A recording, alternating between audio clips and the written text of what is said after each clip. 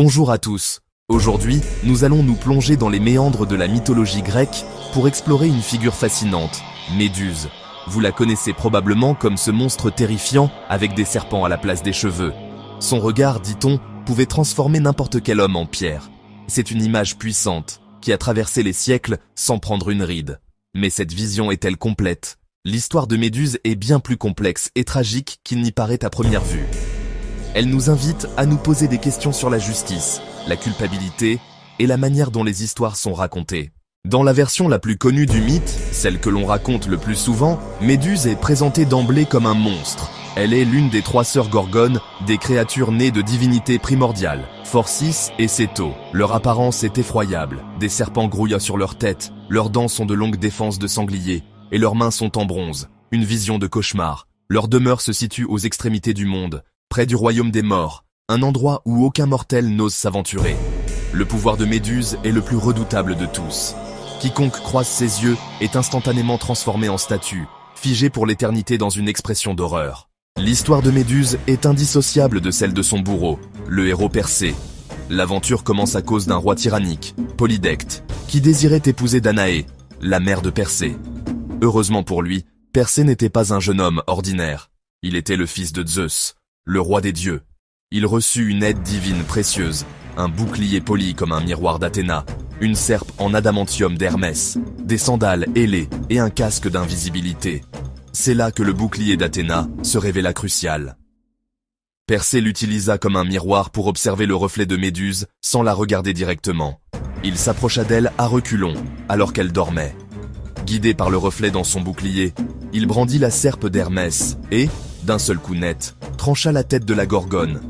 De la blessure béante jaillirent Pégase, le célèbre cheval ailé, et Chrysaor, un géant armé d'une épée d'or. Maintenant, oublions un instant le monstre et intéressons-nous à une autre version de l'histoire, beaucoup plus tardive, mais aussi beaucoup plus tragique. Cette version a été popularisée par le poète romain Ovide. Ici, Méduse n'est pas née monstre. Elle était une jeune femme mortelle, d'une beauté à couper le souffle. Elle servait comme prêtresse dans le temple d'Athéna, la déesse de la sagesse et de la guerre. Pour être prêtresse d'Athéna, il y avait une condition très stricte. Il fallait être vierge. Méduse avait donc fait vœu de chasteté et dédié sa vie à la déesse. Malheureusement, sa splendeur attira également l'attention d'un dieu bien moins respectueux, Poséidon, le dieu des mers. Ce dernier, connu pour son caractère impétueux et ses nombreuses conquêtes, fut subjugué par la beauté de la jeune prêtresse et la désira ardemment. Un jour, alors que Méduse se trouvait dans le temple sacré d'Athéna, pensant être en sécurité dans la maison de sa déesse protectrice, Poséidon passa à l'acte. Il la viola sur le sol même du temple. Imaginez la scène, un acte d'une violence inouïe, commis dans un lieu qui était censé être un sanctuaire inviolable. La réaction d'Athéna face à la profanation de son temple est au cœur de la tragédie de Méduse. La déesse, furieuse que son sanctuaire ait été souillé, décida de punir Méduse. Pourquoi elle? Peut-être Athéna ne pouvait-elle pas s'en prendre directement à Poséidon, un dieu de son rang. La transformation fut horrible. La magnifique chevelure dorée de Méduse se mua en un nid de serpent venimeux, sifflant et grouillant. Son beau visage fut déformé par la haine et la souffrance, ses traits devinrent monstrueux. Mais la malédiction la plus terrible fut celle qui toucha ses yeux.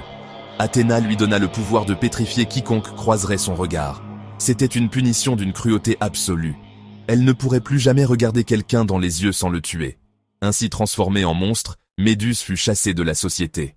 Rejetée par tous, elle n'eut d'autre choix que de s'exiler dans une grotte lointaine, où elle vécut dans la solitude et l'amertume.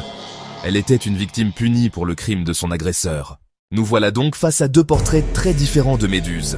D'un côté, nous avons la Gorgone, monstre primordial né pour être vaincu. C'est la version la plus ancienne, celle des mythes archaïques. Dans cette vision, Méduse est l'incarnation du mal, une créature chaotique dont la mort est nécessaire pour rétablir l'ordre. De l'autre côté, nous avons la version popularisée par Ovide, la jeune prêtresse victime d'une terrible injustice. Cette Méduse est humaine, belle et pieuse. Sa transformation en monstre n'est pas de sa faute, mais le résultat d'une agression et d'une punition divine disproportionnée. Cette dualité est fascinante. Comment expliquer l'existence de ces 2 versions? La première correspond à une vision du monde où les héros doivent affronter des forces obscures pour prouver leur valeur. La seconde apparaît plus tard, à une époque où les auteurs s'intéressent davantage à la psychologie des personnages et aux injustices du pouvoir. Alors, qui est la vraie Méduse? La réponse est probablement entre les deux. Chaque version nous dit quelque chose d'important sur la société qui l'a créée. Elle nous montre que derrière chaque monstre, il y a peut-être une histoire de douleur et d'injustice. Depuis l'Antiquité, l'image de Méduse a captivé l'imagination des artistes. Dans la Grèce antique, sa tête, appelée le gorgonéion, était un motif très populaire. On la sculptait sur les frontons des temples, sur les boucliers des soldats ou sur des amulettes, car on pensait qu'elle pouvait repousser le mal. À la Renaissance, le Caravage a réalisé 2 versions de sa tête coupée, peinte sur un bouclier de cérémonie. Son tableau est saisissant de réalisme et d'horreur. On y voit Méduse au moment précis où sa tête est tranchée, son visage exprimant un cri muet, un mélange de surprise, de douleur et de fureur. Au XIXe siècle, les artistes symbolistes et préraphaélites s'emparent à leur tour de la figure de Méduse. Ils sont moins intéressés par l'horreur que par la beauté tragique et la mélancolie du personnage. Dans leur peinture, elle apparaît comme une femme fatale, d'une beauté dangereuse et ensorcelante. Plus récemment, l'artiste Luciano Garbati a créé une sculpture qui inverse les rôles. Sa Méduse avec la tête de Persée montre Méduse, nue et puissante, tenant la tête de son agresseur. Cette œuvre est devenue un symbole féministe puissant, représentant une victime qui reprend le pouvoir. La fascination pour Méduse ne s'est pas arrêtée au musée. Elle a envahi notre culture populaire et continue de nous hanter sur nos écrans. Au cinéma, elle est une figure récurrente des films de péplum et de fantasy. L'une de ses apparitions les plus mémorables est dans Le choc des titans de 1981. Ray Harryhausen lui a donné vie grâce à la technique du stop motion. Sa Méduse est une créature terrifiante, mi-femme, mi-serpent, qui se déplace dans l'ombre avec un bruit de crécelle effrayant. Dans les jeux vidéo, Méduse est un boss de choix. C'est un adversaire redoutable que les joueurs doivent affronter dans de nombreuses franchises comme Castlevania, God of War ou Assassin's Creed Odyssey. Son pouvoir de pétrification offre un défi de gameplay intéressant. Enfin, l'image de Méduse a même été adoptée par le monde de la mode. Le logo de Versace est une tête de Méduse. Gianni Versace expliquait qu'il avait choisi Méduse parce qu'elle représentait une beauté fatale et un pouvoir de séduction absolu. La Gorgone est devenue un symbole de luxe et de glamour audacieux. Si le mythe de Méduse a traversé plus de 2 millénaires pour nous parvenir avec autant de force, ce n'est pas un hasard. C'est parce qu'il touche à des questions universelles qui résonnent encore fortement dans notre société actuelle. L'histoire de Méduse est avant tout un miroir puissant des injustices subies par les femmes. Elle est l'archétype de la victime que l'on blâme pour l'agression qu'elle a subie. Cette dynamique, où la honte est reportée sur la victime plutôt que sur l'agresseur, est un sujet malheureusement toujours d'actualité. C'est pour cette raison que Méduse est devenue une icône féministe majeure. Au-delà de la lecture féministe, le mythe de Méduse nous interroge sur la nature même de la monstruosité.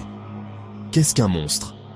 Est-ce une créature qui naît différente et mauvaise, ou est-ce une créature que la société et la souffrance ont créée? Elle nous rappelle que la frontière entre le normal et le monstrueux est souvent construite par ceux qui détiennent le pouvoir de raconter les histoires. Finalement, Méduse nous fascine parce qu'elle est profondément humaine, même dans sa monstruosité. Elle incarne la dualité qui est en chacun de nous, la beauté et la laideur, la vulnérabilité et la puissance, la victime et le bourreau. Et c'est sans doute pour cela que son regard, même après des milliers d'années, continue de nous pétrifier.